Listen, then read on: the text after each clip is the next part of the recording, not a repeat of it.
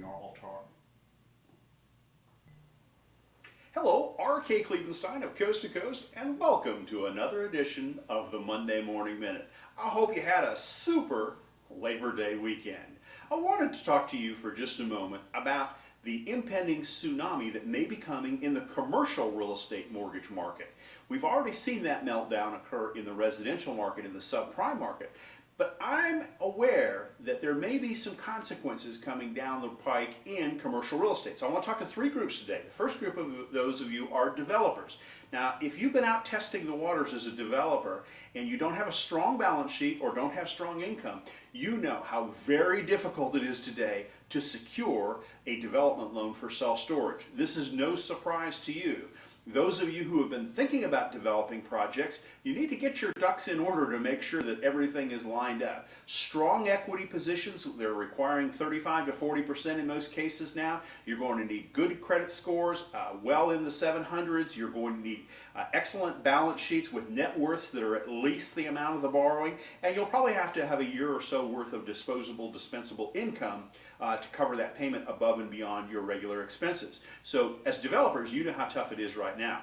If you are looking to refinance a project right now, you need to also consider that the debt market has changed for you too. You're looking at now, instead of 85 or 90% loans, maybe 80 or 75% loan to values, and be really aware that the appraisers, because of the credit crunch, have really started tightening up on those appraisals. I can't believe how much lower the appraisals are just now as they were just a few months ago. And compared to 6 months or a year ago, it's a totally different market. Now, if you're an existing loan and you have a floating rate, you may want to consider, if you have the credit strength, of moving that to a fixed rate. Why do you say, is there a big emphasis on this now? Well, I'm afraid that just like the subprime market, the commercial real estate mortgage market may be ready for a meltdown in its own. If you've probably noticed, there are several new vacant storefronts in strip retail in a neighborhood right near you. That's because as the economy has become tougher, it has really impacted the small retailers, even to a greater extent than some of the larger retailers.